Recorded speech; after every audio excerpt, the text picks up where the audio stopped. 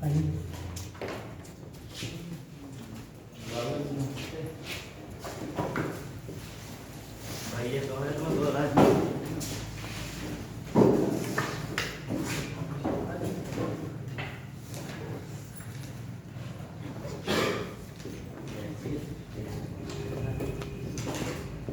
वहाँ से जो पीरियड आया हुआ है गैसेस स्टेट है आज का लेक्चर, और फिर केमिकल बॉन्डिंग लगेगा जिसके आगे प्रोसेस करेंगे।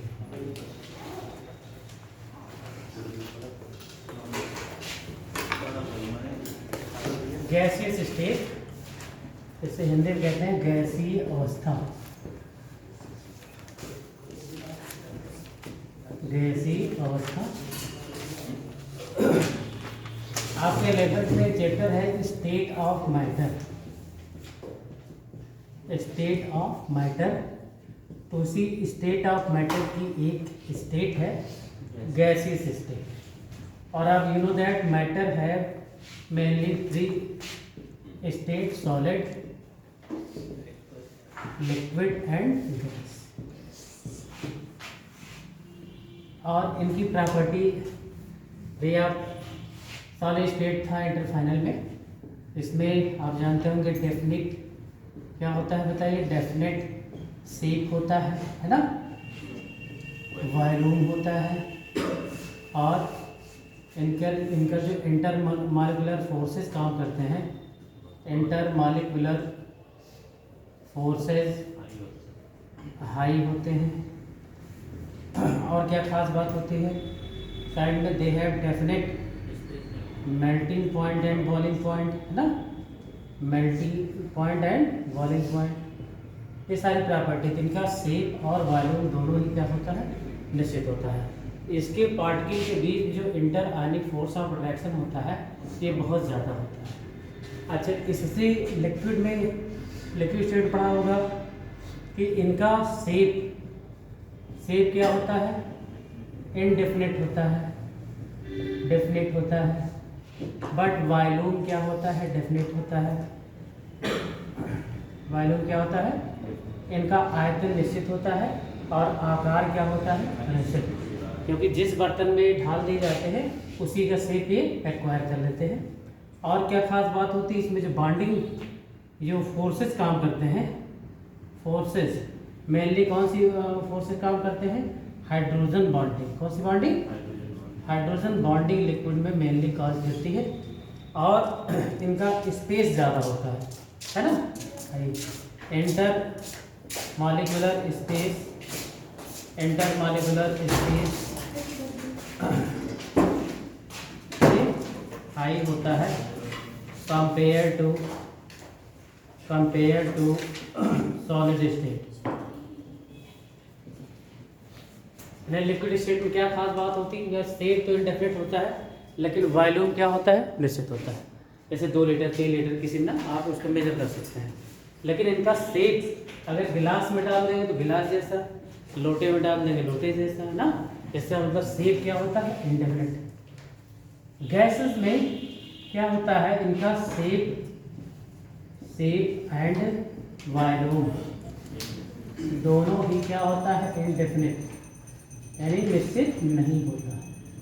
और बताइए इसमें जो फोर्सेस काम करते हैं, फोर्सेस वो क्या होता है, वीक फोर्स ऑफ अट्रैक्शन, और इनको फोर्स को कहते हैं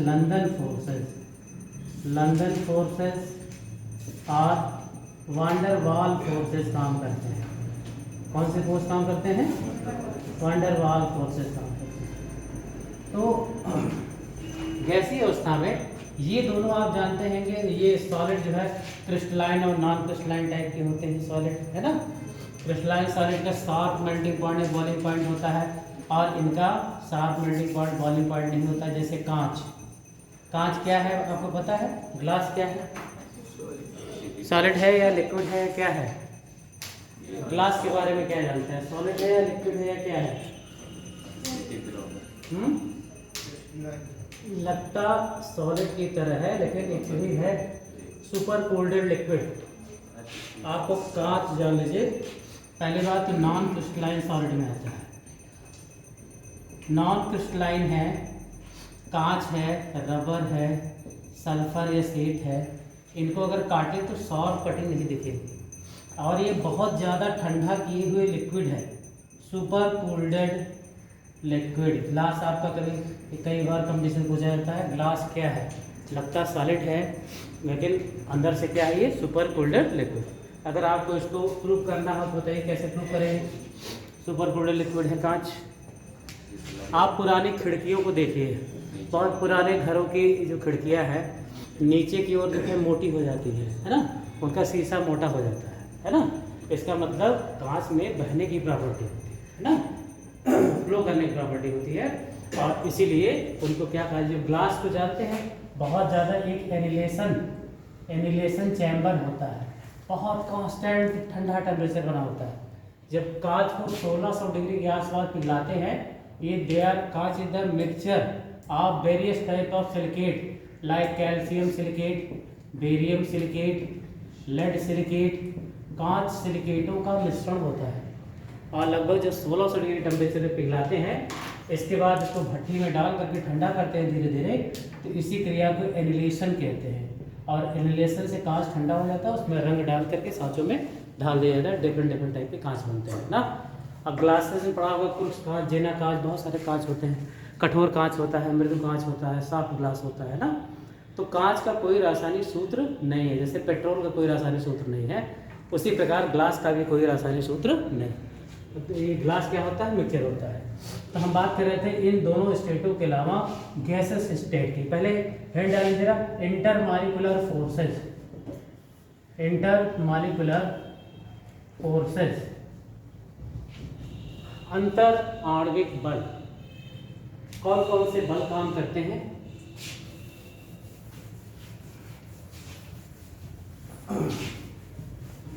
intermolecular forces.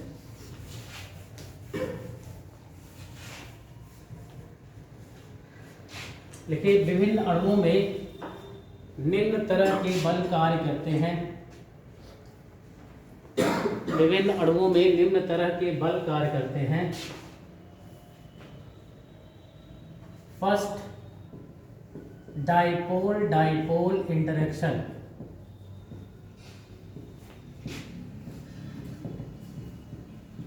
Dipole dipole interaction, द्विध्रुव द्विध्रुव द्विध्रुव द्विध्रुव अन्योन्य क्रिया हिंदी में लिखा जाता है interaction, dipole dipole interaction. These type of forces act between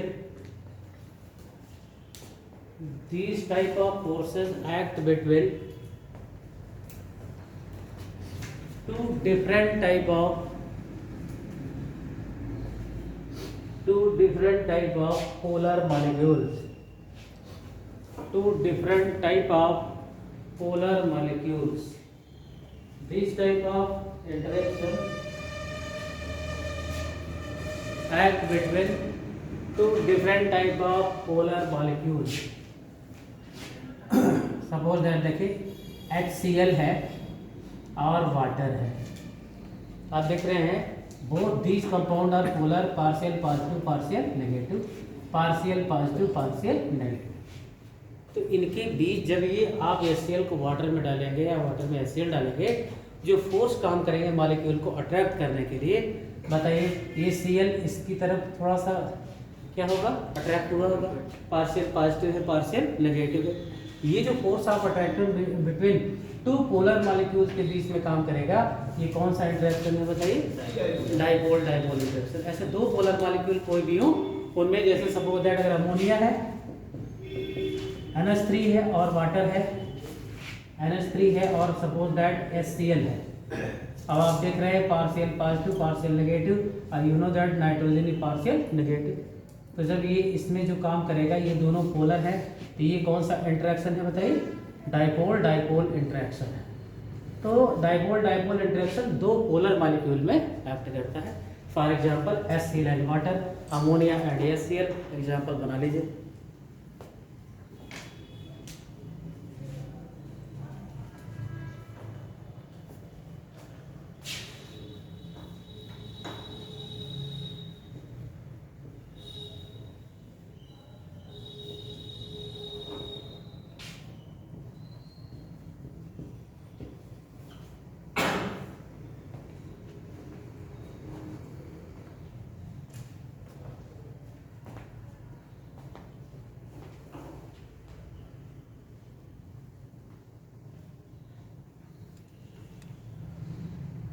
next interaction जो मॉलिक्यूल के बिटवीन में एक्ट करता है उसका नाम है ion dipole interaction.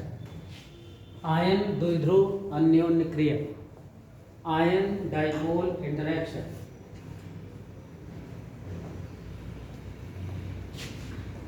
This type of intermolecular force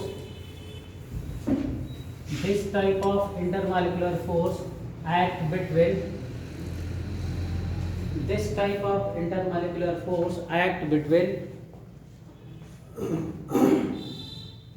one ionic species and one polar species.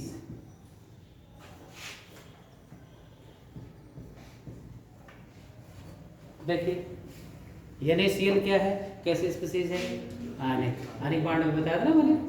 देखिए ये पार्शियल पॉजिटिव, ये पार्शियल नेगेटिव। जब जैसे ही पानी में आप डालेंगे आयोनाइज हो जाएगा, है ना। क्या ब्रेक हो जाएगा बताइए, Na+ में और Cl-। अब ये जैसे ही ब्रेक होगा इसका मतलब इससे ये पार्शियल पॉजिटिव, ये पार्शियल नेगेटिव, इस आयन के बीच में जो एक्ट बिटवीन ये फोर्स काम करेंगे ये क्या हो जाएगा, आयन डाइपोल इंटरेक्शन, है ना। आयन का किसके साथ, पोलर मॉलिक्यूल के साथ। एक आयनिक कंपाउंड का दूसरा क्या होना चाहिए, पोलर होना चाहिए, है ना। तो जो ये फोर्सेस काम करेंगे, अब देखिए इसमें कास्टिक सोडा बन जाएगा, Cl बन जाएगा, है ना। तो ये एक आयन है और दूसरा क्या है, डाइपोल है। Example NaCl and H2O,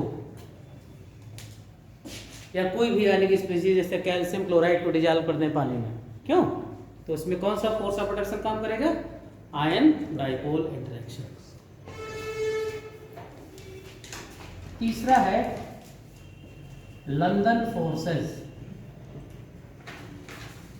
London forces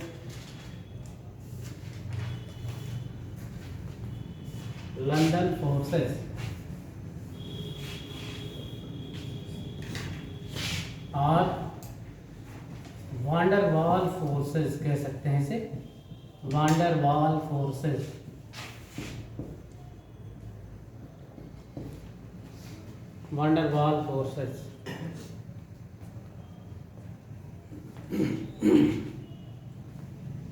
This type of molecular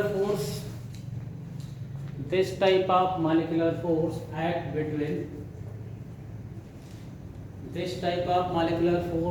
between two non-polar species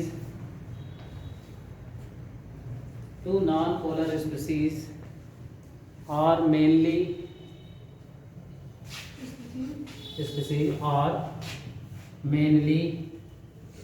gaseous species.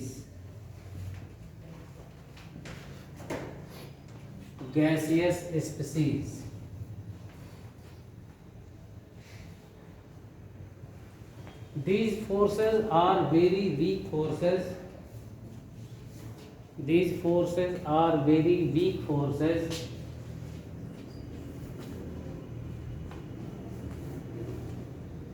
They are also called, in case of gaseous species, van der Waals forces.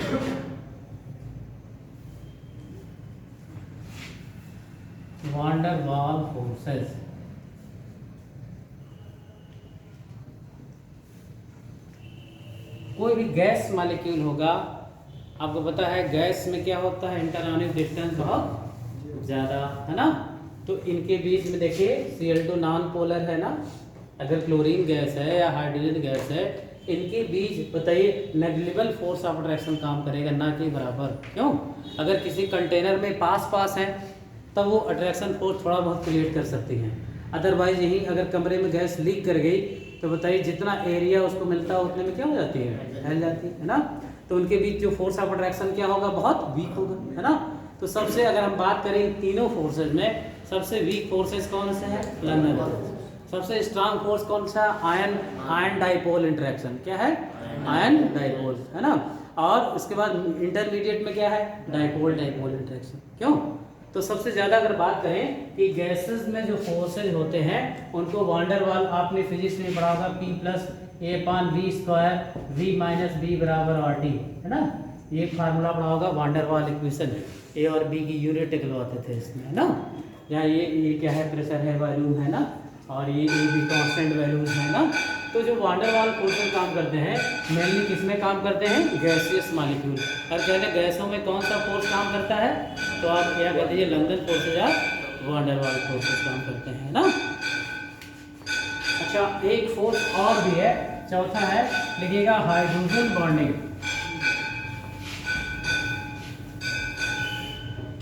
Hydrogen bonding,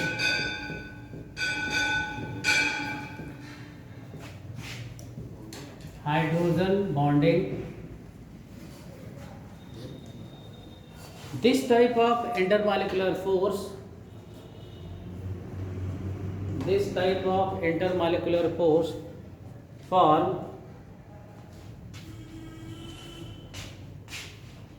when hydrogen is attached, hydrogen is attached with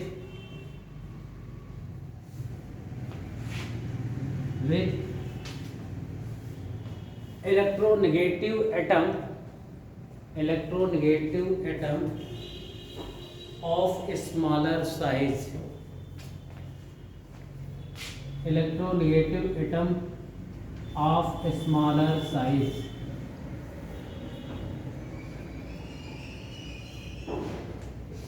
smaller size, the electronegative atom must be fluorine, oxygen and nitrogen, fluorine, oxygen and nitrogen. फिर इसके बाद क्या है, electronegative atom, the electronegative atom must be fluorine, oxygen and nitrogen. क्योंकि यहाँ बात forces चल रही है हाइड्रोजन बॉन्डिंग पार्ट किसका है, हमने आप बताया था ये केमिकल बॉन्डिंग का पार्ट है ना। लेकिन क्योंकि इंटरमॉलिक्यूलर फोर्सेज ये भी है ना, जैसे एक HF मॉलिक्यूल है, दूसरे HF मॉलिक्यूल के साथ किस तरह जुड़ेगा, क्यों, तो इनमें जो बॉन्डिंग होती है ऐसे देखिए इसे जिग जैग ऐसे बॉन्डिंग पाई जाती है HF में ना। और इसको कहते हैं जब एक अणु का दूसरे के साथ हो। अब हाइड्रोजन बॉन्डिंग दो टाइप की हो गई, intermolecular H bonding. This bonding are found between different type of molecules। ये देखिए हमने कहा हाइड्रोजन बॉन्डिंग के लिए हाइड्रोजन को किसी इलेक्ट्रोनेगेटिव एटम के साथ जुड़ा हुआ होना चाहिए, है ना, इलेक्ट्रोनेगेटिव एटम। और दूसरी कंडीशन ये होती है उसका साइज, जो इलेक्ट्रोनेगेटिव एटम का साइज क्या होना चाहिए, स्मॉलर होना चाहिए। क्या होना चाहिए, स्मॉलर। दो कंडीशन। और ये फ्लोरीन, ऑक्सीजन, नाइट्रोजन है।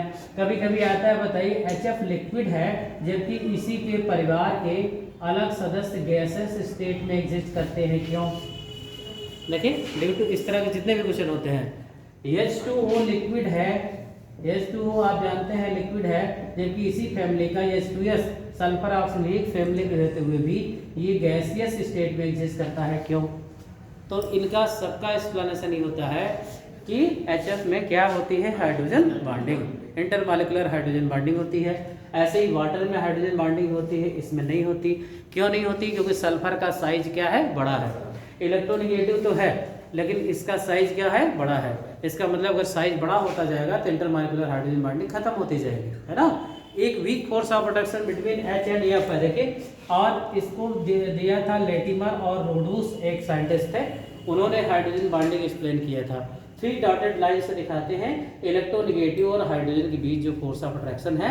और ये डिफरेंट मॉलिक्यूल में है, देखिए एक H है दूसरे के साथ, ये वाला दूसरे के साथ, ये वाला अब ऐसे है दूसरे के साथ ना। इस तरह की जब अणुओं में अंतर हो तो इसे क्या कहते हैं, इंटरमॉलिक्यूलर।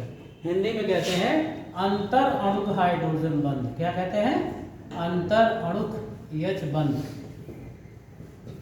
तो ये किसमें पाया जाता है, वाटर में। फॉर एग्जांपल वाटर है, अमोनिया है, एल्कोहल है, सब में इंटरमॉलिक्यूलर H बॉन्डिंग पाई जाती है। और इसी के कारण जिसमें इंटरमॉलिक्यूलर बॉन्डिंग पाई जाती है उनका बॉइलिंग पॉइंट और मेल्टिंग पॉइंट क्या होता है ना। Intermolecular bonding effect the boiling point and melting point of a substance ना। तो इंटरमॉलिक्यूलर, अगर इंटरमॉलिक्यूलर है तो इसका पहली बार लिक्विड है तो इसका सबसे पहली प्रॉपर्टी क्या होगी, बॉइलिंग पॉइंट। क्या होगा बताइए, इनका बॉइलिंग पॉइंट का मान क्या होगा, हाई होगा due to intermolecular hydrogen bonding. अगर हम कहते हैं SHF, HCl, HBr, HI, किसका बॉइलिंग पॉइंट हाई होगा, HF का, है ना। क्यों, क्योंकि ये वाटर में जैसे घोलेंगे उसके साथ क्या बना लेंगे, हाइड्रोजन लिक्विड स्टेट में, है ना। तो इस तरह एक दूसरी हाइड्रोजन बॉन्डिंग होती है। अब इसी में देखिए डाइमर और ट्राइमर में भी बता दे रहा हूँ। Dimer H bonding, dimer H bonding, dimer का मतलब होता है दोहरी बॉन्डिंग इस तरह की, है ना। और जितना ही स्ट्रांग हाइड्रोजन बॉन्डिंग होती जाएगी उसका बॉइलिंग पॉइंट हमेशा क्या हो जाएगा, बढ़ता जाएगा ना। जैसे देखिए आप एसिटिक एसिड, एसिडों में पाई जाती है डाइमर H बॉन्डिंग। ये देखिए O डबल बॉन्ड O है, OH है, CH3 COH double bond O। देख रहे हैं आप एसिटिक एसिड के दो मॉलिक्यूल हैं, कितने मॉलिक्यूल हैं, डबल। ये देखिए इसके बीच में क्या हो रही है, देखिए यानी दो अणुओं में दो बॉन्डिंग है ना। इसी कहते हैं क्या, डाइमर H बॉन्डिंग। कौन से कहते हैं, ये इंटरमॉलिक्यूलर का ही टाइप है, अलग अलग अणुओं के बीच में बन रहा है, लेकिन सिंगल नहीं बल्कि क्या है, दोहरी बन रही है। हाँ, और दोहरी हाइड्रोजन बॉन्डिंग से एसिटिक एसिड है ये, एसिटिक एसिड जितना ही स्ट्रांग हो जाएगा, इसीलिए अल्कोहलों से ज़्यादा बॉइलिंग पॉइंट एसिड के होते हैं। किसके होते हैं, जिसमें हाइड्रोजन बॉन्डिंग जितनी ही ज़्यादा बढ़ती जाएगी, जान लीजिए वो लिक्विड गाढ़ा होता जाएगा और उसका बॉइलिंग पॉइंट भी क्या होता जाएगा, बढ़ जाएगा, है ना। अगर हम बात करें एसिड की, अल्कोहल की, वाटर में, कहते हैं किसका बॉइलिंग पॉइंट सबसे ज़्यादा हाई होगा, एसिड का, है ना। फिर वाटर का, फिर अल्कोहल का, फिर अल्कोहल का क्यों, अच्छा बताइए। अल्कोहल में R है, ये देखिए, वाटर में HOH है। हमने कहा हाइड्रोजन बॉन्डिंग बनने की बेहतर कंडीशन क्या हो सकती है, एटम का साइज स्मॉलर होना चाहिए, है ना। तो बताइए इसका एक तरफ तो हाइड्रोजन मान लीजिए फ्री है, ये हो गया, ठीक है, लेकिन दूसरे तरफ R का size, R equal to methyl ethyl होगा, R का साइज क्या हो गया, बड़ा हो गया, है ना। तो बनाएगा तो एक तरफ से हाइड्रोजन बॉन्डिंग, लेकिन इतनी स्ट्रांग नहीं होगी जितना कि वाटर मॉलिक्यूल में, है ना। तो जिसमें स्ट्रांग हाइड्रोजन बॉन्डिंग उसका बॉइलिंग पॉइंट भी उतना ही ज्यादा है ना। तो देखिए एसिडों में कौन सी बॉन्डिंग पाई जाती है, डाइमर, है ना। एक कंपाउंड है ग्लिसरॉल, ग्लिसरॉल में ट्राइमर H बॉन्डिंग पाई जाती है। आपने जो है मेडिकल स्टोर पे आप जाएंगे, जीबी पेंट के नाम से मिलेगा। जो निनवा होता है, निनवा जानते हैं, मुंह में छाले पड़ जाते हैं ना, है ना। बेटनी साल लगा कर, ग्लिसरॉल लगा करके अगर आप पूरे मुंह में लगा लीजिए और बीका सूप खा लीजिए, छाले खत्म हो जाते हैं। ये मीठा मीठा आता है, गाढ़ा हो जाता है और जीबी पेंट के नाम से आता है, छोटी सी सीम आता है। क्योंकि ग्लिसरॉल में किस तरह की बॉन्डिंग है, और पहले ग्लिसरीन साबुन आता था बहुत, लेकिन ये गलता था बहुत ज़्यादा, इसलिए इसकी जगह पर आजकल आने लगा है वो जो सेवलान इत्यादि है ना, सेवलान साबुन आता है ना। हाँ, गलते आज वो इस तरह के जो कंपाउंड हैं बहुत ज़्यादा जो है डिजॉल्व होने लगते हैं। HOCH2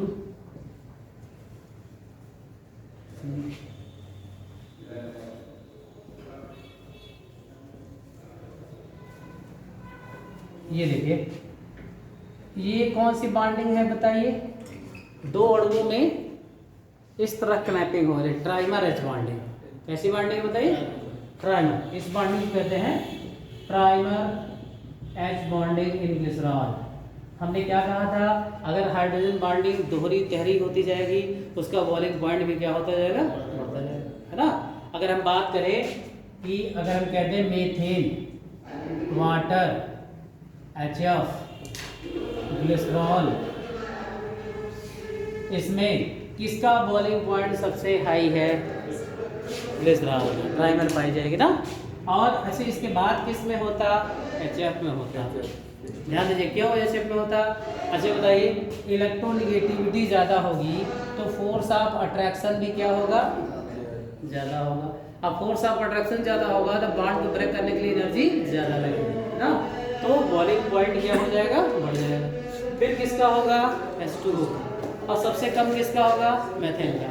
इसमें गैसीय से आप जानते हैं वान डेर वाल फोर्स काम करेगा। कौन सा फोर्स काम करेगा, इन तीनों में तो एक्ट करेगी हाइड्रोजन बॉन्डिंग, और इसमें काम करेगा कौन सा, लंदन फोर्सेस और van der Waals forces which are very weak forces, है ना। तो अब इस तरह समझिएगा कि हाइड्रोजन बॉन्डिंग बॉइलिंग पॉइंट को भी इफेक्ट करती है ना। डाइमर ज़्यादा होगा, जैसे क्वेश्चन ऐसे दे दिया जाए, arrange these compound into decreasing order of boiling point, water, HF, ether,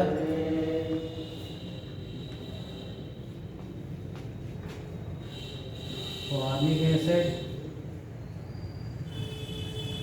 CH2OH, CH2OH, CH2OH। बताइए अगर हम इनको डिनोट कर दें ABCDE से, और इनको कर दें किस ऑर्डर में करना है, डिक्रीजिंग। सबसे ज़्यादा बॉइलिंग पॉइंट कौन किसका होगा, ये वाला ग्लिसरॉल का। क्यों, अभी ये दिखा रहे हैं ना, दो अणुओं में टहरी हाइड्रोजन बॉन्डिंग ना। तो बताइए सबसे ज़्यादा इसका, ये बताइए E डिक्रीजिंग ऑर्डर में ग्रेटर देन साइन लगाते हैं, जानते हैं ना आप, किसका होगा, एसिड, जैसे कि फार्मिक एसिड। एसिडों में टाइमर मैंने बताया था ना। बताइए फिर क्या होगा, डी का होगा, डी। देन किसका होगा हाई, HF का। क्यों, फिर किसका हाई होगा, वाटर का। सबसे कम किसका होगा, अरे HF को क्या है, क्या दिया है, बी, देन A, और देन सबसे कम किसका होगा, C। बात समझ में आ रहा है, C का सबसे कम क्यों, ये हाइड्रोजन बॉन्डिंग, यहाँ हाइड्रोजन डायरेक्ट ऑक्सीजन से कनेक्ट नहीं है, दोनों तरफ बड़े बड़े ग्रुप है, तो ये थोड़ा बहुत हाइड्रोजन बॉन्डिंग कर पाएगा बस, बल्कि ग्रुप लगे हुए ना। साइज इसका मिथाइल का क्या है, बड़ा है। अब बड़ा होने पर ये केवल ईथर 8% ही वाटर में डिजॉल्व होते हैं, क्योंकि ये वाटर के साथ पूरी तरह अच्छे से हाइड्रोजन बॉन्डिंग नहीं बना पाते, है ना। तो और बाकी अब आप जानते हैं ये भी वाटर में घुल जाता है, वाटर तो वाटर में मिक्स होता ही है ना। फार्मिक एसिड, आप नींबू खाते हैं, कोई भी ऑर्गेनिक एसिड खाते हैं, पानी में डालते ही वहाँ डिजॉल्व हो जाता है, यानी किसी भी यौगिक का पानी में घुलना भी हाइड्रोजन बॉन्डिंग पे क्या करता है, डिपेंड करता है। शराब को लोग पानी में घोल के पीते हैं, क्यों, क्योंकि अल्कोहल पानी के साथ क्या बनाता है, हाइड्रोजन, अब पोलर हो जाता है और उसी में डिजॉल्व हो जाता है ना। दूसरी जो हाइड्रोजन बॉन्डिंग होती है इंट्रामॉलिक्यूलर होती है, इंट्रामॉलिक्यूलर H बॉन्डिंग।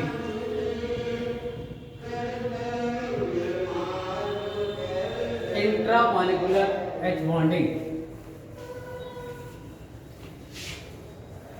इंटरमॉलिक्यूलर तो डिफरेंट डिफरेंट मॉलिक्यूल के अंदर होती है ना, और इंट्रामॉलिक्यूलर बॉन्डिंग होती है when hydrogen bonding occurs, when hydrogen bonding occurs with in a molecule, when hydrogen bonding occurs with in a molecule, with in a molecule, that type of hydrogen bonding, that type of hydrogen bonding is known as intramolecular hydrogen bonding, intramolecular hydrogen bonding।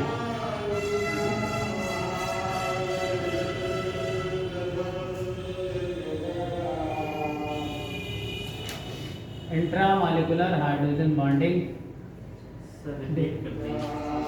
when hydrogen bonding occurs within a molecule, within a molecule, hydrogen bonding occurs within a molecule,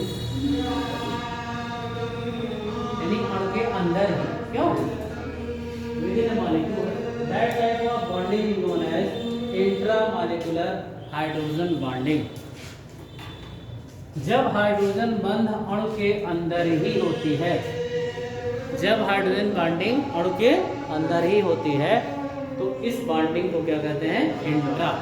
inter और intra अच्छी तरह समझिएगा। Inter माने अणुओं में अंतर, ठीक है ना। इंट्रा माने अणु के अंदर, ठीक है ना। और इससे क्या इफेक्ट पड़ता है? सेकंड पॉइंट लिखिए। Due to intramolecular hydrogen bonding, due to intramolecular hydrogen bonding, boiling point and melting point, boiling point and melting point are decreases,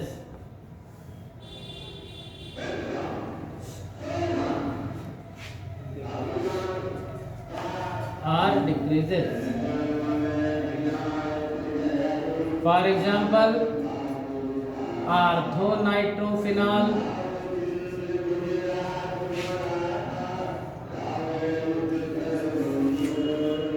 ऑर्थोफ्लोरोफिनॉल,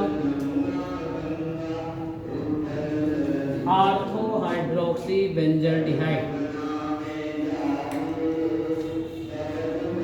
orthohydroxy benzaldehyde. ये कंपाउंड में आप क्या देख रहे हैं?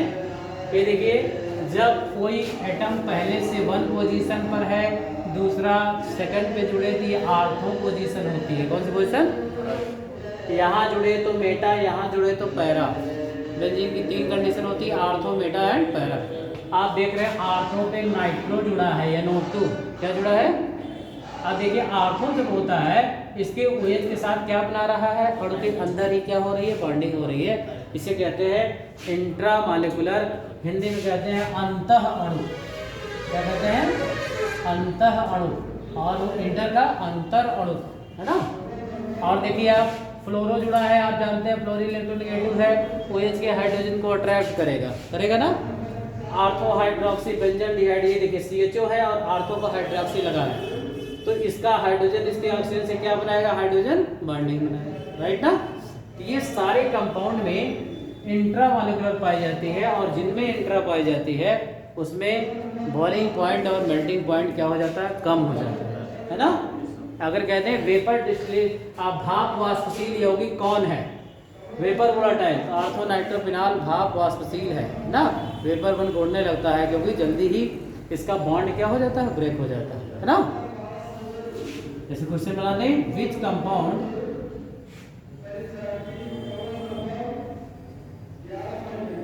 Is highly volatile? Ammonia, D water, C6H4NO2OH, D acetic acid. ये कौन सा सबसे ज्यादा वाष्पशील है? इसी को हमने इस तरह बना दिया है। देखिए OH और NO2, ये NO2 है ना, वही ऑर्थोनाइट्रोफिनॉल ही है ना। तो सबसे ज्यादा वाष्पशील कौन होगा? क्यों? क्योंकि इसमें इंट्रामॉलिक्यूलर हाइड्रोजन बॉन्डिंग है। जरा से हीट देंगे तुरंत इसकी बॉन्डिंग क्या हो जाएगी? ब्रेक हो जाएगी और उड़ने लगेगा कंपाउंड, है ना। और इसका मतलब है कि वीक फोर्स ऑफ अट्रैक्शन होता है अगर अणु के अंदर ही बॉन्डिंग होती है ना। अच्छा एक बात बताइए, इसमें कह दें कि बताइए सबसे ज़्यादा अगर डिक्रीजिंग ऑर्डर आप बॉइलिंग पॉइंट करें तो बताइए सबसे पहले डिक्रीजिंग सबसे हाई बॉइलिंग पॉइंट किसका होना चाहिए? नहीं, ये क्या दिखाई दे रहा है? एसिड। हमने कहा एसिडों में डायमर, क्यों? लगभग 160 से 170 के आसपास से बॉइल करते हैं। अब वाटर का बॉइलिंग पॉइंट 100 डिग्री है, पता है आपको ना। तो बताइए सबसे ज़्यादा कौन सा बॉइलिंग पॉइंट किसका होगा? एसिड का। फिर किसका होगा? बी का। क्यों कि इलेक्ट्रोनेगेटिविटी में कंपेयर में किसकी ज़्यादा इलेक्ट्रोनेगेटिविटी है? ऑक्सीजन की। फिर किसका होगा बताइए? ए अमोनिया का। और सबसे कम किसका होगा? सी का। हमने कहा जब भी इंट्रामॉलिक्यूलर बॉन्डिंग होती है उसका बॉइलिंग पॉइंट और मेल्टिंग पॉइंट क्या करता है? डिक्रीज कर देता है। क्यों? तो सबसे कम बॉइलिंग पॉइंट किसका होगा? इसका। और जब सबसे कम बॉइलिंग पॉइंट होगा इसका मतलब थोड़ी सी एनर्जी देंगे तो वो क्या हो जाएगा? वेपर स्टेट में आ जाएगा, तो भाप वाष्पशील हो जाएगा सबसे ज़्यादा ना। अरे boiling point lessen to vapour distillation. तो दो टाइप की हाइड्रोजन बॉन्डिंग है। हाइड्रोजन बॉन्डिंग किसमें, एक तो स्टेट में एग्जिस्ट करती है, अगर कोई चीज़ लिक्विड स्टेट में एग्जिस्ट कर रही है तो उसमें मेनली कौन सी बॉन्डिंग है, हाइड्रोजन बॉन्डिंग। कोई चीज़ अगर वाटर में सॉल्युबल, कोई भी कोवैलेंट कंपाउंड यदि वाटर में घुल रहा है तो उसके पीछे रीजन क्या है, हाइड्रोजन बॉन्डिंग, है ना। जैसे बताइए, अगर कहते भाई एल्कोहल तो कोवैलेंट कंपाउंड है, कैसा कंपाउंड है बताइए, सहसंयोजी बॉन्ड बने हुए हैं। और आपने पढ़ा है आयनिक यौगिक तो जल में घुलनशील होते हैं, लेकिन सहसंयोजी यौगिक जल में घुलनशील नहीं होते, है ना। लेकिन जल में घुलनशीलता के पीछे एक रीजन और है, ऐसे कोवैलेंट कंपाउंड जिनमें हाइड्रोजन बॉन्डिंग बनाने की कैपेसिटी होगी वो जल में क्या हो जाएंगे, घुल जाएंगे। अच्छा बताइए, जैसे एस्टर नहीं घुलता, मोम पानी में नहीं घुलता, मोम एस्टर टाइप के कंपाउंड है, बताइए क्या इसमें हाइड्रोजन बॉन्डिंग होगी, ब्लॉक हो गया है, ये देखिए ना बड़े बड़े ग्रुप है ना। तो ऐसे जो सहसंयोजक यौगिक है जिनमें हाइड्रोजन बॉन्डिंग बनाने की कैपेसिटी नहीं होगी, जैसे सोचिए क्लोरोफॉर्म पानी में नहीं घुलता, क्यों नहीं घुलता, क्योंकि ये हाइड्रोजन बॉन्डिंग नहीं कर पाएगा। और वहीं पर HF बताइए पानी में घुल जाता है, क्यों कर पाएगा ये, ड्यू टू हाइड्रोजन। इसके बीच में सोचिए कोवैलेंट बॉन्ड, ये देखिए साझे का ही तो बॉन्ड है ना, तो भी ये पानी में क्या हो जाता है, घुल जाता है, ड्यू टू पानी के साथ क्या बनाता है, hydrogen bond, intermolecular hydrogen bonding ना। और जिसका होगा, और बताइए बॉइलिंग पॉइंट क्या इफेक्ट करता है, इलेक्ट्रोनेगेटिविटी। अगर विद्युत ऋणात्मकता ज़्यादा है तो फोर्स ऑफ अट्रैक्शन ज़्यादा है और उसका बॉइलिंग पॉइंट भी फिर ज़्यादा है ना। तो ये काम करते हैं जो इंटरमॉलिक्यूलर फोर्सेज। कौन कौन से फोर्सेज बताया मैंने, dipole dipole interaction, ion dipole interaction, London forces और वांडर वाल फोर्सेज, और एक और force of attraction hydrogen bonding. Hydrogen bonding classified to two category, intermolecular and intra. Intermolecular enhance the boiling point and melting point.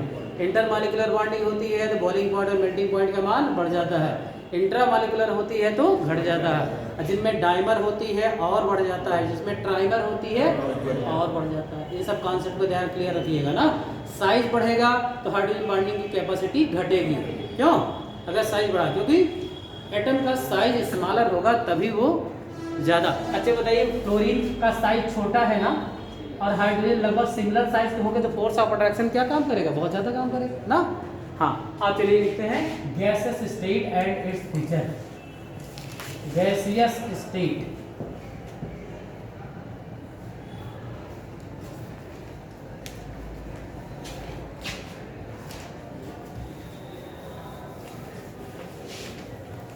Gaseous state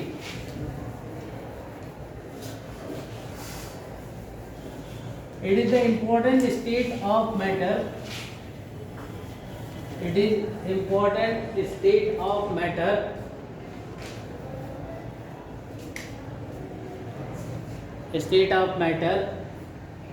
they have no definite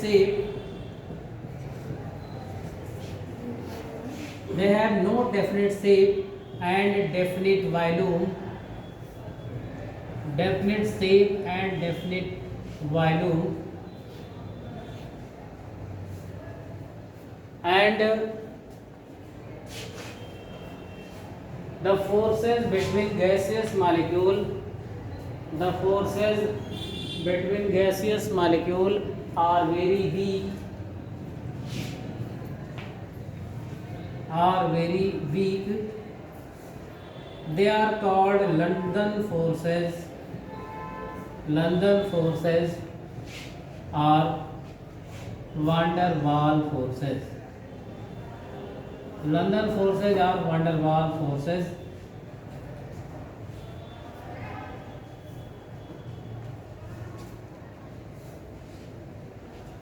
the force act between them are negligible.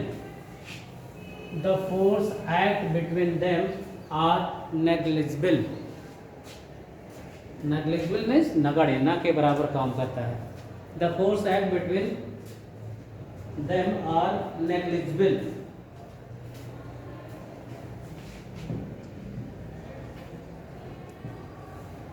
Negligible मतलब nothing, है ना, न के बराबर काम करता है। लेकिन वो भी डिपेंड करेगा, अभी आप वान डेर वाल के एक इक्वेशन आगे पढ़ेंगे, प्रेशर और वॉल्यूम में करेक्शन उन्होंने किया था कि अगर मान लीजिए किसी बंद कंटेनर में अगर प्रेशर को हाई कर दिया जाए ना, तो क्या फोर्स हमेशा नगण्य काम करेगा। अगर मान लीजिए क्लोज वेसल में भर दी जाए गैस ना, अब प्रेशर हाई कर दें, प्रेशर हाई कर दें तो बताइए गैस के मालिक्यूल पास पास में आएंगे, तो कुछ तो फोर्स काम करेगा उनके बिटवीन, है ना। ये कहना कि प्रेशर मतलब फोर्स नेग्लिजिबल काम करता है हर कंडीशन में, ये सही नहीं है ना।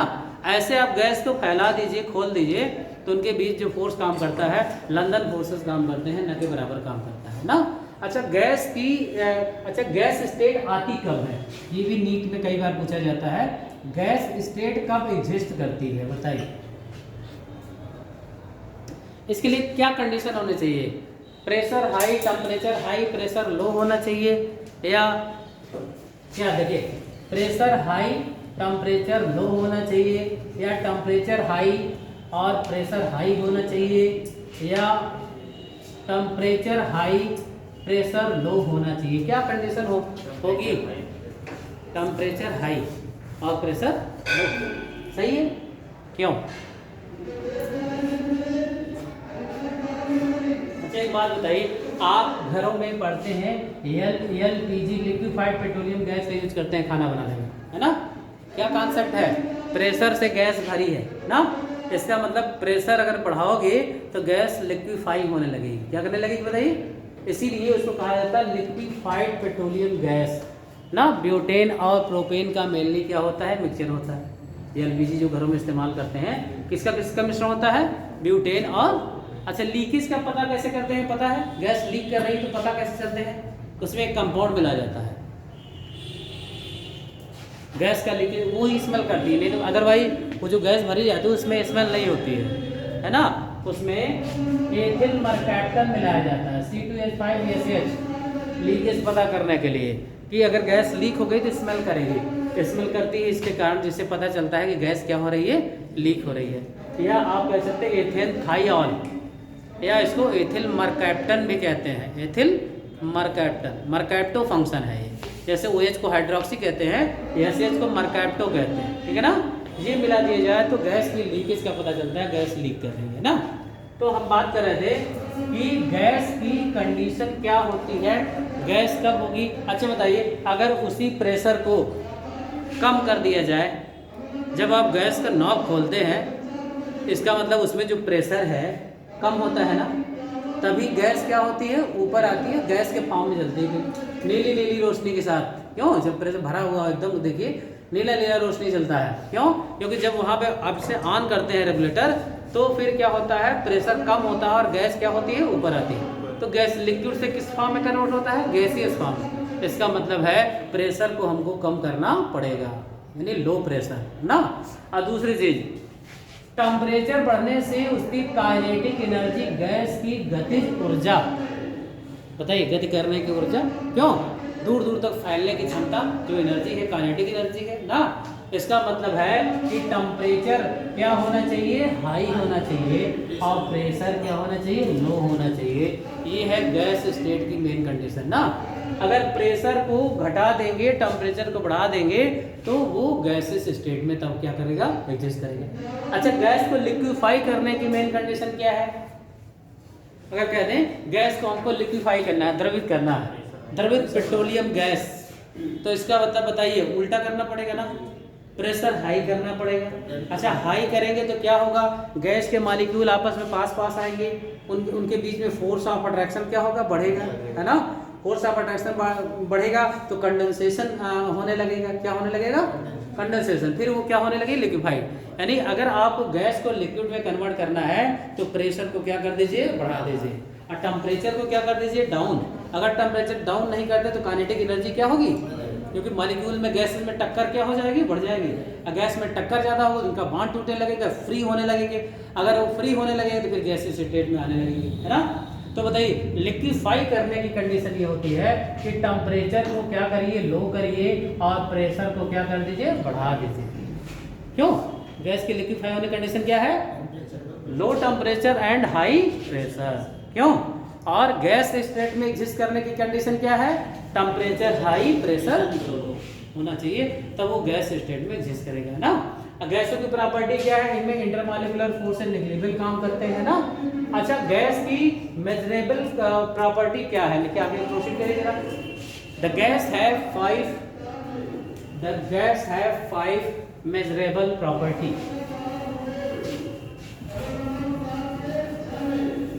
मेजरेबल प्रॉपर्टी फर्स्ट है मास।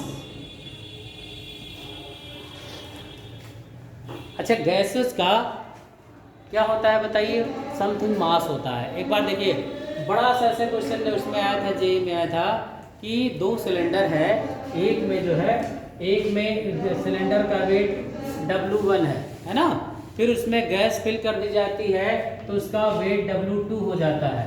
तो बताइए गैस का वेट क्या है, गैस का वेट क्या है, W2 माने W1। क्यों, आप देखते होंगे जब गैस भराने जाते होंगे तो खाली सिलेंडर का वेट पहले तौलते हैं, है ना, और उसके बाद जब गैस भर दी जाती है तब उसके बाद ऐसे उठा के तौल देते हैं कितना किलो गैस है। क्यों, इसका मतलब है कि गैसों में क्या होता है, मास होता है, ठीक है ना। अब मास किस में मेजर किया जाता है, मास की मेन यूनिट ग्राम्स में होता है। जब भी आप गैस के मास की बात करेंगे तो किस यूनिट में आप मेजर करेंगे, ग्राम में।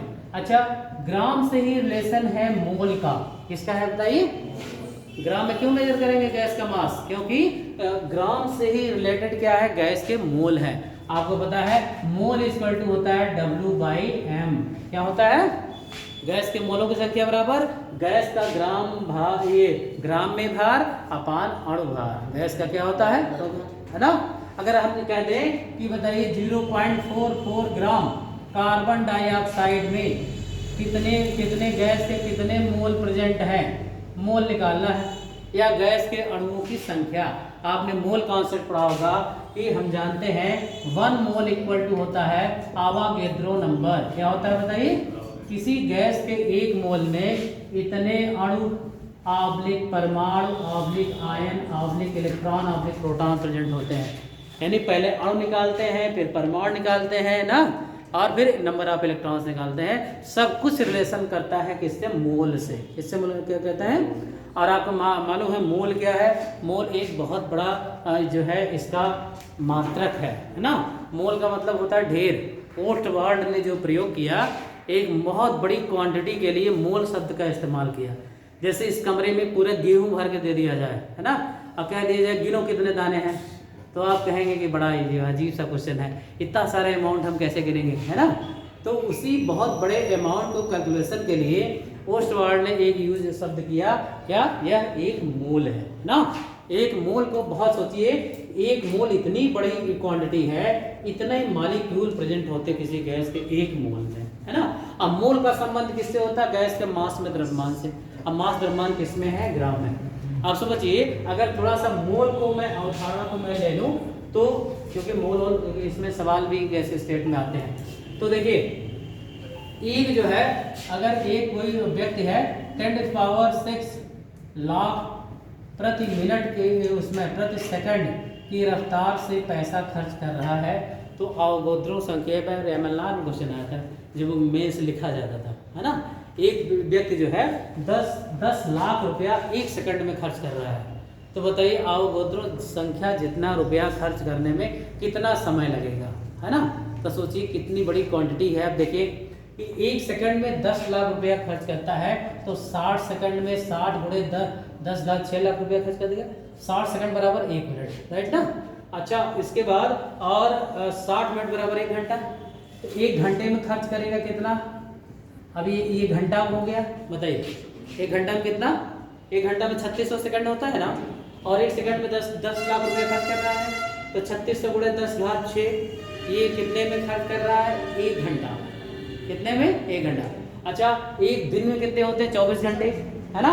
तो एक दिन में अगर खर्च रुपए निकाल लें एक दिन में, तो 24 गुणे 10 हो जाएगा, बताइए। और आप जानते हैं अभी ये दिन में कन्वर्ट हुआ है, किसमें कन्वर्ट हुआ है, अब इसको वर्ष में कन्वर्ट कर लें।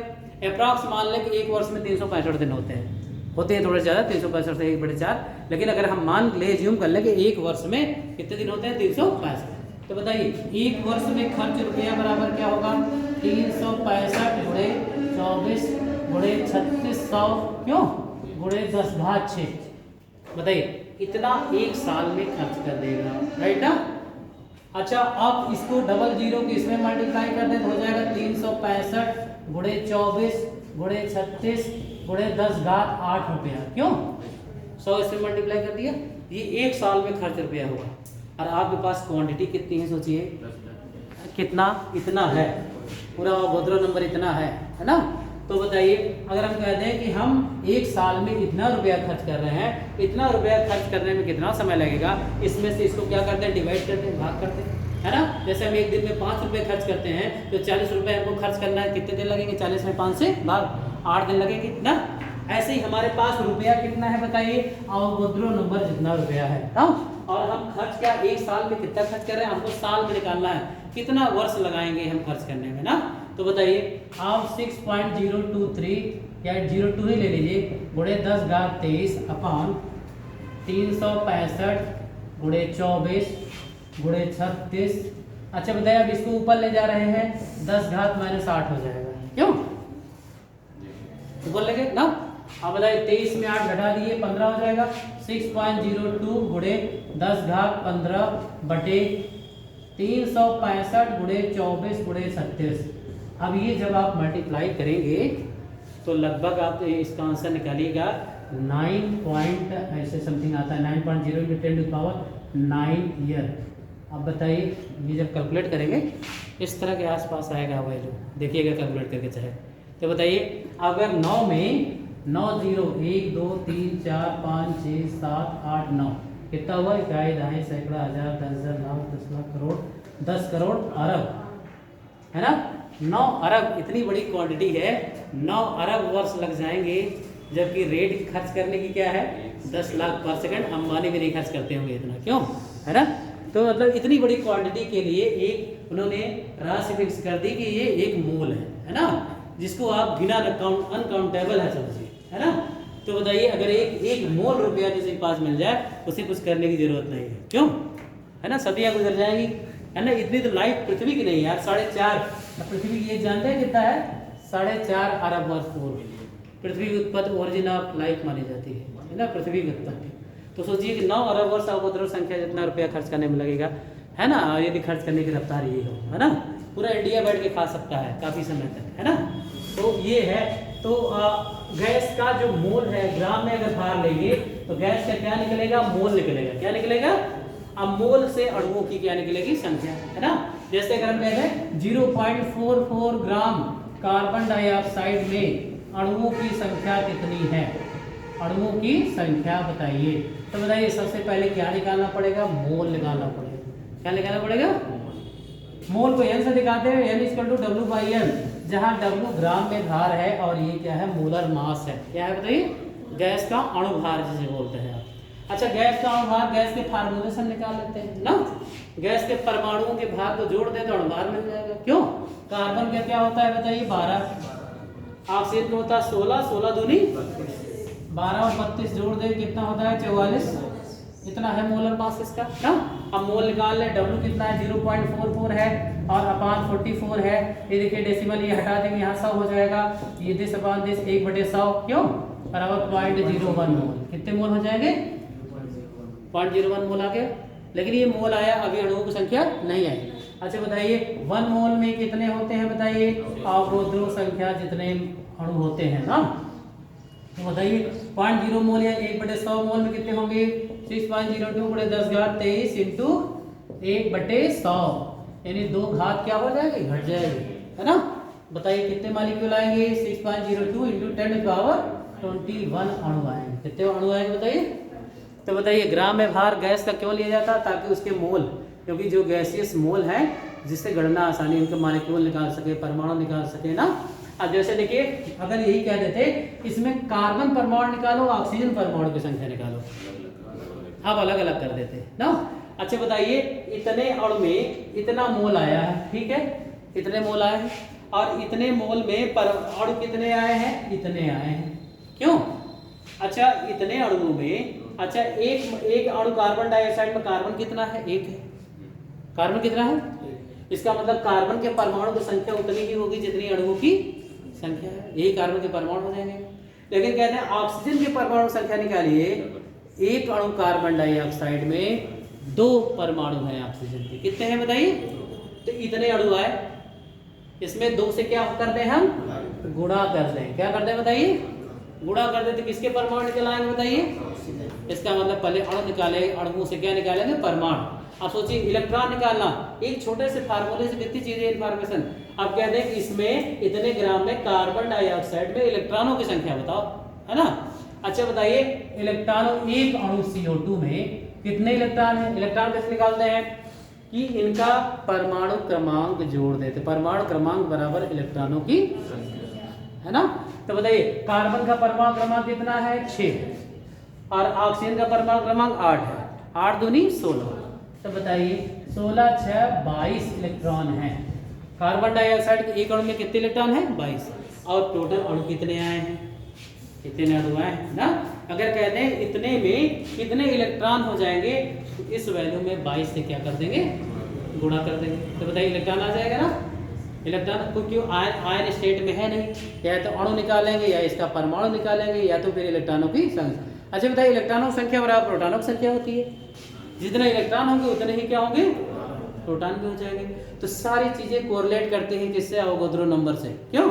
कि सबसे पहले हम ग्राम में भार दिया रहेगा तो क्या निकालेंगे? उसका अवोगाद्रो नंबर निकालेंगे, मोल निकालेंगे, मोल से क्या निकालेंगे? अवोगाद्रो नंबर वाला फार्मूला लगा करके अणुओं की संख्या निकालेंगे, अणुओं की संख्या निकालेंगे तो परमाणु निकालेंगे, है ना? और एक अणु में कितने इलेक्ट्रॉन होंगे फिर मल्टीप्लाई कर देंगे। जैसे अगर हम कह दें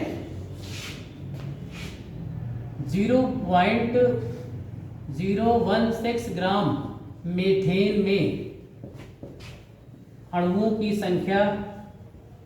संख्या कार्बन परमाणु की संख्या, हाइड्रोजन परमाणु की संख्या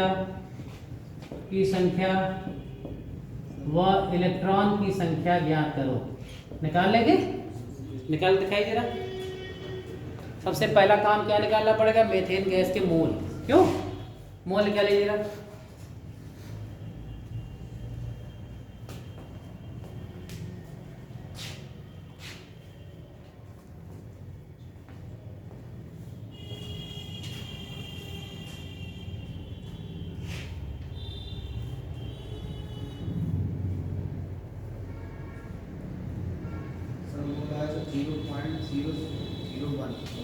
अच्छा N=W/M से निकाल लिया ना। अच्छा मेथेन का मोलर मास 12416 होगा। क्यों? बराबर 0.016/60। तो इसका डेसिमल हटा दीजिए, 1 पे 1000 ये हो जाएगा, फिर डेसिमल है ये 1/1000 ना, ये हो जाएगा 0.001। ये है मोल, है ना? इतने ये क्या हो जाएंगे बताइए? मोल हो जाएंगे। तो अणु क्या हो जाएगा? 1 मोल इक्वल टू 6.02 गुणे 10⁻23 ना, तो 0.001 मोल इक्वल टू भाई 3 पावर घट जाएगा। क्यों? 1/1000 हो जाएगा ना, बराबर 6.02 गुणे 10⁻23 बटे 1 × 1000, ये हो जाएगा 6.02 गुणे 10⁻20 अणु। क्यों? ये अभी अणु आया है। अब परमाणु निकालिए। प्लस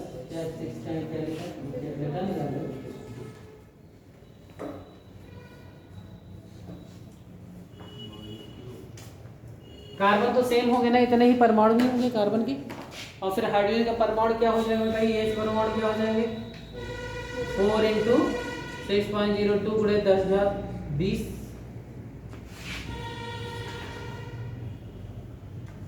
24.08 गुणे 10⁻20 हाइड्रोजन परमाणु हो जाएंगे। और बताइए इलेक्ट्रॉन के लिए क्या करेंगे? एक अणु मीथेन के टोटल इलेक्ट्रॉन है 10 इलेक्ट्रॉन, तो 6.02 × 10⁻20 के 10 × 6.02 गुणे 10⁻20 इसका टू 6.02 गुणे 10⁻21 इतने इलेक्ट्रॉन हो जाएंगे। ये आंसर आएगा। 4 से मल्टीप्लाई किया। अच्छा बताइए मीथेन के एक अणु में कार्बन तो एक ही है ना, तो जितना उसका अणु आएगा उतना ही कार्बन का परमाणु आ जाएगा। अच्छा मीथेन के एक अणु में हाइड्रोजन कितने दिख रहे हैं? 4। इसीलिए 4 से क्या कर दिया है, मल्टीप्लाई कर दिया, जितने अणु आए हैं ना, ये देखिए 4 से 24.08 गुणा 10⁻20 हाइड्रोजन परमाणु हो गए। अच्छा, मीथेन के एक अणु में इलेक्ट्रॉन कैसे निकालते हैं, कार्बन का परमाणु क्रमांक 6 और हाइड्रोजन के एक है तो 4 हाइड्रोजन है, 6 4 10, एक अणु में 10 इलेक्ट्रॉन, तो इतने अणु में कितने इलेक्ट्रॉन, 10 से क्या कर दिया, मल्टीप्लाई ना। तो हमेशा जो गैस के जो मेजरेबल जो अमाउंट लिया जाएगा, मास इन ग्राम लिया जाएगा, किस में लिया जाएगा, ग्राम लिया जाएगा। दूसरा जो मेजरेबल क्वांटिटी है गैस की, वॉल्यूम है।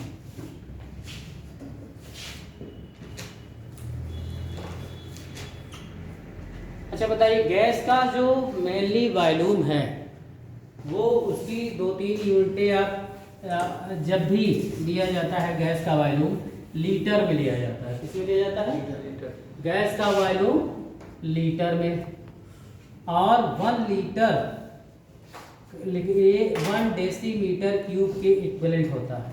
किसके होता है, कभी कभी एनसीईआरटी बुकों में डीएम क्यूब में दिया रहता है ना। जब डीएम क्यूब में दिया रहा है समझ लीजिए कि वह क्या है, 1 लीटर है, ठीक है ना, 1 लीटर है। और कभी कभी मीटर क्यूब में दिया रहता है।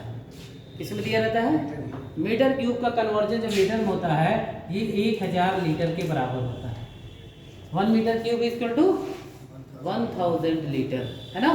अच्छा बताइए, अब और यूनिट क्या हो सकती है, सेंटीमीटर में हो सकती है ना, सेंटीमीटर क्यूब में हो सकती है ना, तो सब इसी से कन्वर्ट हो जाएगा, ध्यान रखिएगा। लेकिन जो मेनली यूज होगा या तो लीटर में होगा या इसमें दिया रहेगा डीएम क्यूब में, ठीक है ना। तो 1 litre equal to 1 decimetre cube और 1 मीटर क्यूब इक्वल टू क्या होता है, 1000 लीटर के इक्वल होता है। तो गैस का वॉल्यूम हम हमेशा किस में मेजर करेंगे, है ना। अच्छा, तीसरी मेजरेबल का क्वांटिटी है टेम्परेचर। क्या है बताइए, टेम्परेचर जो गैस का तापमान है। अब ये तापमान पे बहुत थ्योरी दिया गया, काइनेटिक थ्योरी ऑफ गैसेस है ना, और जो है उससे रिलेशन रखता है। लेकिन यहाँ पे जो आप जब न्यूमेरिकल में यूज करेंगे तो टेम्परेचर को किस में लेते हैं, केल्विन में। किस में लेते हैं बताइए, temperature measure in form of kelvin, है ना। गैस का तापमान किस में लेंगे, अगर डिग्री सेंटीग्रेड में है, क्या है बताइए, डिग्री सेंटीग्रेड में है तो उसको हम केल्विन में क्या करेंगे, चेंज करेंगे, है ना। हाँ, केल्विन टेम्परेचर इक्वल टू होता है, केल्विन टेम्परेचर इक्वल टू होता है 0 डिग्री सेंटीग्रेड प्लस 273। इसमें ऐड कर देंगे तो ये किस में चेंज हो जाएगा। हमेशा जब भी आप न्यूमेरिकल गैसेस स्टेट का लगाएंगे, सवाल दिया रहेगा डिग्री सेंटीग्रेड तापमान से, जैसे 27 डिग्री है तो 27 में 273 जोड़ देंगे तो क्या हो जाएगा, केल्विन टेम्परेचर में कन्वर्ट हो जाएगा। और हमेशा डिग्री में न करके, अच्छा मान लीजिए बाद में आपने आंसर केल्विन में निकाल लिया, फिर क्या दिया, डिग्री सेंटीग्रेड में आंसर दिया हो, 273 को माइनस कर देंगे। एक्चुअली क्या होता है, ये जो 273 एग्जैक्ट वैल्यू होती है 273.15। अभी जब हम आपको पढ़ाएंगे चार्ल्स लॉ, चार्ल्स लॉ कहता है अगर टेम्परेचर 0 है, यहाँ अगर मान लीजिए टेम्परेचर वर्सेस और यहाँ वॉल्यूम में ग्राफ खींचे तो according to Charles law V directly proportional to T। Volume temperature बढ़ता है तो वॉल्यूम भी बढ़ता है, और टेम्परेचर घटेगा तो वॉल्यूम भी क्या होना चाहिए, 0 होना चाहिए। अगर मान लीजिए टेम्परेचर हमारा यहाँ 0 हो गया तो गैस का वॉल्यूम भी क्या हो जाना चाहिए, 0। लेकिन देखा गया है गैस का वॉल्यूम यहाँ 0 नहीं है ना। गैस का वॉल्यूम जा करके इस तरह टेम्परेचर एक्सिस को काटता है, यहाँ पर जा करके ये वैल्यू होती -273.15, जिसे कहते हैं शून्य से इतने नीचे तापमान को कहते हैं परम तापमान। क्या कहते हैं बताइए, इंग्लिश में कहते हैं एब्सोल्यूट टेम्परेचर, है ना। क्या, कौन सा टेम्परेचर, एग्जैक्ट वैल्यू ये होती है कि जो आइडियल कंडीशन की है ना। लेकिन कोई भी गैस आप जानते हैं आइडियल गैस नहीं होती, गैसेज आर रियल गैसेज ना। 240 - 240 के आसपास पहुंचते पहुंचते यहाँ हीलियम जो है, यही जो है लगभग आदर्श गैस का व्यवहार करती है। -240 तक पहुंचते पहुंचते सारी गैसें क्या हो जाती है, लिक्विफाई हो जाती है ना। गैस का वॉल्यूम शून्य होने का मतलब कि गैस खत्म नहीं हो गई, गैस लिक्विड स्टेट में बदल गई, है ना। अब वो गैस नहीं रही, है ना। तो यहाँ टेम्परेचर देखा कि यहाँ शून्य ना होकर के जाता है, यहाँ पे जाके गैस का वॉल्यूम शून्य होता है, गैस लिक्विफाई हो जाती है। और शून्य से इतने नीचे तापमान को कौन सा तापमान कहते हैं? परम तापमान, और इसी को केल्विन टेम्परेचर भी कहा जाता है ना। इसलिए डिग्री सेंटीग्रेड तापमान में 273, ये गणना में आसानी रहे इसलिए 0.15 वैल्यू इग्नोर कर दी जाती है, ठीक है। क्या जोड़ दिया जाता है? 273, है ना। तो अच्छा, मान लीजिए अगर फ़ारेनहाइट में दिया हुआ हो, टेम्परेचर फ़ारेनहाइट में दिया है, तो आप जानते हैं फ़ारेनहाइट को सेंटीग्रेड में बदलने का भी पैमाना है ना। आपको आप इसमें छोटी का चौपड़ा का F माइनस 32/9 = C/5, ये F क्या है? फ़ारेनहाइट में टेम्परेचर, है ना। और C क्या है बताइए? Centigrade temperature. अगर फ़ारेनहाइट में है तो सेंटीग्रेड में बदल दीजिए और 273 जोड़ दीजिए, केल्विन में आ जाएगा। क्यों? तो अब यूनिटों का इंटर कन्वर्जन, है ना, कि किस यूनिट में दिया गया है और किस यूनिट में आपको सवाल कैलकुलेट करना है। किस यूनिट में पूछा है, टेम्परेचर निकालो, डिग्री सेंटीग्रेड में निकालो या केल्विन टेम्परेचर में निकालो, है ना। तो अगर फ़ारेनहाइट में दिया है तो फ़ारेनहाइट को सेंटीग्रेड बदलने में कौन सा फॉर्मूला यूज करते हैं? जैसे आपके बॉडी का टेम्परेचर फ़ारेनहाइट में होता है 98.4 फ़ारेनहाइट, है ना। इतना बॉडी का नॉर्मल टेम्परेचर है, इससे बढ़ता है तो जान लीजिए। और बॉडी का अगर इसको बदलते हैं आप 98.4 फ़ारेनहाइट, लगभग 37 डिग्री तापमान होता है सेंटीग्रेड में। 37, आपकी बॉडी में जो इंटरनल टेम्परेचर है वो 37 डिग्री है, जिसमें ब्लड इत्यादि सब डिजॉल्व है और ये बह रहा है। और इसीलिए इस टेम्परेचर के नीचे आ जाकर हमारी बॉडी डिसबैलेंस होने लगती है और ठंडी के दिनों में ज़्यादा सिकुड़ जाती है, हमें ठंडा का अनुभव होता है ना, तमाम चीज़ें। ब्लड हमारा वार्म नहीं रह जाता। ब्लड के वार्मिंग के लिए जो टेम्परेचर बॉडी का होना चाहिए इतना, इससे बढ़ता है तो कहते हैं हरारत हो गई, 100 के आसपास पहुँचता है फ़ारेनहाइट, है ना। तो कहते हैं हरारत थोड़ा सा वीकनेस लग रही है ना। और इससे ज़्यादा होता है तो फिर आपको 103 यूनिट पहुँचता है तो पट्टियाँ उट्टियाँ लगाने लगते हैं, पानी वानी से पूरे शरीर को पोछा जाने लगता है कि नहीं। तो ये बुखार, और जो बुखार वाली दवाएं होती हैं एंटीपायरेटिक कहलाती हैं। क्या कहलाती हैं? तो अनदर मेजरेबल क्वांटिटी, पहला क्या आपने पढ़ा बताइए? मास। दूसरा पढ़ा वॉल्यूम। तीसरा क्या मेजर कर सकते हैं गैस का?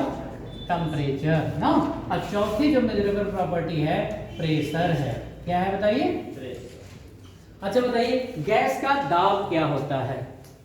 गैस कैसे दाब? अगर मान लीजिए एक कंटेनर है, इसमें A B C D 4 gas भर दी जाए और ये मान लिया जाए कि चारों गैसें हमारी नॉन रिएक्टिव है, यानी आपस में क्रिया नहीं करती, नहीं तो गैस का नेचर बदल जाएगा। क्यों? अच्छा बताइए, एक में नाइट्रोजन और हाइड्रोजन भर देंगे अगर, तो ये अमोनिया बनने के चांसेस हो जाएंगे ना। क्या हो जाएगा बताइए? रिएक्ट करेंगे गैसें। तो जब नॉन रिएक्टिव गैसेज होती हैं, अगर किसी कंटेनर में फिल कर दिया जाए तो गैस क्या करती है? कोलिजन करती है, एक दूसरे को क्या करती है? और जिग जैग मोशन में, रैंडम मोशन में गति करती है ना। और जो रैंडम मोशन में गति करती है, उसकी जो वाल, कंटेनर की वाल होती है, उस पर क्या डालती है बताइए? क्रिएट करती है प्रेशर, है ना। अब प्रेशर आप जानते हैं, प्रेशर बराबर force upon area, per unit area पे जो लगने वाला लंबवत बल को क्या कहते हैं? दाब कहते हैं ना। और आप जानते हैं SI यूनिट क्या होती है? न्यूटन पर मीटर स्क्वायर। क्या होती है बताइए? तो बताइए, गैसेस कंटेनर के वाल पर या जिस सिलेंडर में भरी जाती है उसकी वाल पर चारों तरफ से क्या डालती हैं? दबाव डालती हैं, दबाव डालती हैं। अब प्रेशर जितना ज़्यादा बढ़ता है, गैस के मॉलिक्यूल क्या होते हैं? पास पास आते हैं ना। अच्छा, दो टाइप का प्रेशर यहाँ मेजर करते हैं।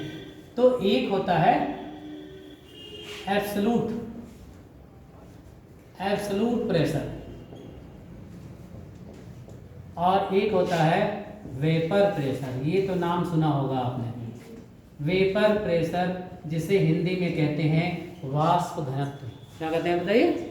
और वाष्प घनत्व जब दिया होता है तो आप मॉलिक्यूलर वेट निकाल सकते हैं या मोलर मास दिया होता है तो वेपर प्रेशर निकाल सकते हैं। क्या रिलेशनशिप होता है? वेपर प्रेशर बराबर होता है molar mass upon 2, molar mass upon. अच्छा, ये तो डेंसिटी की बात है, ये अभी प्रेशर में इसको मत लिखिएगा। देखिए प्रेशर क्या होगा? अरे इसमें प्रेशर नहीं होता, वो डेंसिटी होती है। देखिए, तो प्रेशर का कॉन्सेप्ट ये है कि जो गैस होता है कंटेनर में क्या डालता है बताइए? दबाव डालता है ना। और जो जितना पर यूनिट एरिया पर जो महसूस होता है प्रेशर, उसी को गैस का क्या कहते हैं? प्रेशर। गैस का दाब मेनली जो यूनिट में मापा जाता है एटमॉस्फेयर में मापा जाता है। किस मापा जाता है बताइए? एटमॉस्फेयर। हाँ, और भी यूनिटें हैं। 1 एटमॉस्फेयर इक्वल टू 1.0135, केवल 1.01 ले लेते हैं क्योंकि डेसिमल के 2 के बाद जो है वो सार्थक अंक नहीं माने जाते हैं ना। ये होता है इंटू 10⁵ पास्कल। किस यूनिट में हो गया? Inter conversion. देखिएगा अधिकतर जो न्यूमेरिकल में आप दाब इस्तेमाल करेंगे 1 एटमॉस्फेयर यूज करेंगे, कहीं कहीं दिया रहता है पास्कल में लिखा होता है। दाब किसमें? पास्कल में। दूसरा किलो पास्कल। अच्छा बताइए, अगर हम इसको कर दें या 101.35 और kPa कर दें, किलो पास्कल, क्योंकि किलो में कन्वर्ट करने 1000 से मल्टीप्लाई करना पड़ेगा। 1000 से निकाल दिए 10⁻2 बचा। क्यों? 10⁻2 इसमें गुणा कर दे, यानी 100 से गुणा कर दे तो 101.35 हो जाएगा। 101.35 किलो पास्कल किस यूनिट में चेंज हो गया? इंटर कन्वर्जन सीख रहे हैं तभी न्यूमेरिकल, क्योंकि किस यूनिट में देगा आपसे निकलवाएगा ये जरूरी नहीं है, लेकिन मेनली आपको एटमॉस्फेयर में लेना पड़ता है। इसमें लेना पड़ता है एटमॉस्फेयर में, लेकिन अगर अलग यूनिट दिया रहे तो इसको भी आप कन्वर्ट कर सकते हैं। अच्छा, 1 एटमॉस्फेयर और देखिए 1 एटीएम प्रेशर इक्वल टू होता है 760 मिमी पारे के दाब के बराबर। कभी कभी इस यूनिट में कन्वर्ट करना पड़ सकता है ना। दाब की यूनिट एक टॉर भी होती है, 700, यही इक्वल टू टॉर होता है। ठीक है, 1 एटमॉस्फेयर बराबर 760 मिमी पारे के दाब के बराबर, या यही इक्वल टू होता है 760 टॉर। इसमें होता है। और देखिए 1 एटमॉस्फेयर का और कन्वर्जन देखिए, 1 atmosphere pressure equal to 76 centimetre मिमी पारे के दाब को। सेंटीमीटर दिया रहे तो क्या कन्वर्जन है? 76, अगर सेंटीमीटर में मेजर करा है। ठीक है ना। 1 एटमॉस्फेयर बराबर कितना? 76 सेंटीमीटर। अच्छा, दाब का एक मात्रक और होता है बार, है ना। ये कितने यूनिट हो गई? पास्कल, किलो पास्कल, मिमी में, टॉर में, है ना, और सेंटीमीटर में और बार में, है ना। 1 atmosphere 1 ATM pressure equal to 1.0135, यही होता है बार में। ये इंटर कन्वर्जन आप न्यूमेरिकल लगाते समय यूज करेंगे, कोई भी यूनिट का यूज कर सकता, हो सकता है बार में आंसर दिया हो, है ना। तो आप पहले एटमॉस्फेयर निकाल के इतने से मल्टीप्लाई कर दीजिए, बार में आ जाएगा, है ना। तो ये प्रेशर का इंटर कन्वर्जन जानते रहिए, ये सब सवाल में काम आएगा, है ना। और एक और बचा हुआ है क्वांटिटी मेजरेबल, क्या? डेंसिटी। क्या बची हुई है? अच्छा, गैस का घनत्व भी हम क्या करते हैं? निकालते हैं। डेंसिटी, डेंसिटी 2 टाइप की होती है यहाँ पर। एब्सोल्यूट डेंसिटी, एब्सोल्यूट डेंसिटी और वेपर डेंसिटी। वेपर डेंसिटी जिसे कहते हैं वाष्प घनत्व। क्या कहते हैं? गैस का वाष्प घनत्व। इंटर कन्वर्जन सब एकदम आना चाहिए। न्यूमेरिकल में ये सब इंटर कन्वर्जन जरूर घुस जाते हैं। पता चला कि आपको एटमॉस्फेयर दे रहा, बाद में आंसर दे रहा किलो पास्कल में, है ना। तो क्या कितने से मल्टीप्लाई करेंगे, क्या करेंगे और देख लीजिएगा। हाँ हाँ, अभी क्लास में भी बाद में आते हैं। ठीक है, ठीक। देखिए vapour density Vd equal to होता है मोलर मास अपॉन 2। वाष्प घनत्व दिया रहे और बाहर से 2 से भाग कर दीजिए तो इसका क्या आ जाएगा? वाष्प घनत्व। मेनली इसी यूनिट में दिया जाता है। और जो एब्सोल्यूट डेंसिटी होती है उसके लिए एक फार्मूला होता है, D बराबर होता है Pm/RT। अभी गैस एब्सोल्यूट गैस इक्वेशन पढ़ेंगे तो पढ़ेंगे। P क्या है बताइए? प्रेशर। ये क्या है? Mass of the gas in gram. क्या है बताइए? Mass of the gas in gram. R क्या है बताइए? Gas constant. क्या है बताइए? Gas constant. और जब एटमॉस्फेयर में रहता है जिसकी वैल्यू 0.0821 है ना, लीटर एटीएम पर केल्विन पर मोल। मोल और केल्विन नीचे होते हैं, ठीक है ना। ज़्यादातर जो गैस कांस्टेंट की वैल्यू होती है इसमें मेजर की जाती है ना। जब प्रेशर क्या हो बताइए? प्रेशर गैस का दाब जो है किसमें नापा गया हो, वायुमंडल में, है ना, और गैस का वॉल्यूम किस में लिया गया हो, लीटर में। तो आर की जो यूनिट रखते हैं ये रखते हैं, जूल में होता है 8.314 जूल, क्या होता है ना, और अर्ग में होता है 2-3 यूनिटें आर की भी होती हैं, आर इक्वल टू 8.314 जूल, ठीक है, और आर की वैल्यू 8.314 इंटू 10⁻7 अर्ग। ये देखिए जिस यूनिट में कहे उस यूनिट में आपको निकालना पड़ेगा, है ना। तो लेकिन सबसे ज्यादा जो वैल्यू यूज होती है ये क्या होती है बताइए, प्रेशर ऑफ द गैस, यानी प्रेशर मालूम हो, टेम्परेचर मालूम हो, गैस का ये मालूम हो तो ये वैल्यू फिक्स होती है, आप किसी भी गैस की डेंसिटी निकाल सकते हैं। जैसे बताइए अगर हम कह दें 30 डिग्री तापमान पर ऑक्सीजन की घनत्व, ऑक्सीजन गैस का घनत्व निकालो 30 डिग्री तापमान पर, बताइए, निकाल लेंगे। अच्छा प्रेशर क्या है बताइए, जब दिया गया है तो उसको 1 एटमॉस्फेयर माना जाता है, क्या माना जाता है बताइए, 1 एटमॉस्फेयर, है ना।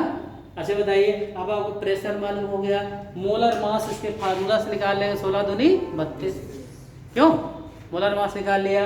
अच्छा 30 डिग्री को ये एब्सोल्यूट टेम्परेचर में होता है 273 जोड़ देंगे ना, 273 जोड़ देंगे, केल्विन में निकाल लेंगे और आर की वैल्यू यही उठा के रख देंगे, तो बताइए ऑक्सीजन का घनत्व उतने डिग्री मालूम हो जाएगा ना। तो इस तरह ये जो एब्सोल्यूट डेंसिटी होती है और एक होती है वेपर डेंसिटी, क्या होता है, मोलर मास में 2 से भाग कर देते हैं तो वाष्प घनत्व निकलता है गैस का। अभी आप अवोगाद्रो नियम पढ़ेंगे उसमें वाष्प घनत्व आएगा ना। तो हमने आज के लेक्चर में आपको गैस की 5 प्रॉपर्टी बताई। इंटरमॉलिक्यूलर फोर्सेस कौन कौन से काम करते हैं, डाइपोल इंटरेक्शन काम करता है कुछ मॉलिक्यूल में, डाइपोल आयन इंटरेक्शन काम करता है कुछ मॉलिक्यूल में। अब गैसों में जो मेनली काम करता है लंदन फोर्सेस काम करते हैं, या जिन्हें वान डेर वाल्स फोर्सेस के नाम से भी जानते हैं, है ना। अच्छा एक और टाइप, स्पेशल टाइप का फोर्स मैंने बताया हाइड्रोजन बॉन्डिंग, और 2 टाइप बताए, इंटरमॉलिक्यूलर और इंट्रा। अणु के बाहर मतलब हो, यानी अलग अलग अणुओं के बीच में हो तो इंटरमॉलिक्यूलर, एक ही अणु के अंदर हो जाए तो इंट्रामॉलिक्यूलर। अच्छा इंटरमॉलिक्यूलर से बॉइलिंग पॉइंट हाई होता है, इंट्रामॉलिक्यूलर से कम होता है ना। ये सारी फैक्ट बताया, और हमने बताया गैस की प्रॉपर्टी क्या होती है, कब गैस स्टेट में एग्जिस्ट करती है, टेम्परेचर बढ़ा दीजिए और प्रेशर को लो कर दीजिए। गैस स्टेट में गैस को लिक्विड में कन्वर्ट करना हो, प्रेशर हाई करिए, टेम्परेचर को डाउन कर दीजिए, है ना। ये गैस को लिक्विफाई करने की कंडीशन है ना। फिर हमने बताया गैस में जो 5 मेजरेबल चीज़ें होती है जिसके गैस का हम मेजर कर सकते हैं, वो कौन सा, गैस का मास, क्यों। अच्छा अणुओं की संख्या दिया है वो तो मोल निकाल लेंगे, मोल से मास कन्वर्ट कर देंगे, क्यों बताइए। जैसे ग्राम से हम अणुओं की संख्या निकाल ले रहे हैं, अगर अणुओं की संख्या दिया हो उससे उल्टा करके हम ग्राम में मास निकाल सकते हैं ना। मास वॉल्यूम किस में लेते हैं, लीटर में लेते हैं, वॉल्यूम मेनली किस में लेते हैं, लीटर या डेसीमीटर क्यूब में। 1 litre equal to 1 dm cube, है ना। और 1 मीटर क्यूब में कितना होता है, 1000 लीटर होता है। ये सब कन्वर्जन जानते रहिएगा। प्रेशर का क्या कॉन्सेप्ट बताइए। प्रेशर एटमॉस्फेयर में मेनली मेजर किया जाता है, वायुमंडलीय दाब जिसको बोलते हैं। हर व्यक्ति पर एक वायुमंडल का दाब लग रहा है जो 760 मिमी पारे के दाब के बराबर है, या 760 इक्वल टू 76 सेंटीमीटर पारे के दाब के बराबर। और टार में नापते हैं, बार में नापते हैं, पास्कल में नापते हैं, किलो पास्कल नापते हैं। ये दाब के इंटर कन्वर्जन यूनिट हमने आपको बता दिया ना। फिर क्या वॉल्यूम में मेजर करते हैं, डेंसिटी, गैस का घनत्व ज्ञात कर सकते हैं और जानते हैं D बराबर घनत्व बराबर मास अपॉन वॉल्यूम, है ना। Actually kinetic theory of gases का जो मेजर पोर्शन है वो चला गया फिजिक्स में पढ़ते हैं। एक गैसियस उसमें है ना CP माइनस CV बराबर R, ये सब पढ़ाया गया है। Kinetic theory of gases detail में फिजिक्स में पार्ट है, लेकिन यहाँ भी मैं थोड़ा सा, अगर अब आज पहला लेक्चर था, कल गैसियस लाइफ शुरू करूँगा, बाद में काइनेटिक थ्योरी ऑफ गैसेस पे भी चर्चा करेंगे, है ना, कि उनको जैसे 3/2 kT बोल्टजमैन कांस्टेंट क्या होता है ना। लेकिन ये जो इंटर कन्वर्जन है पास्कल का किलो पास्कल में, एटमॉस्फेयर में ना, बार में, टार में ना, ये सब जानते रहिएगा कि यूनिटें अलग अलग उस फॉर्म में प्रेशर उससे पूछता है, ठीक है ना। तो इतनी चीज़ हो गई।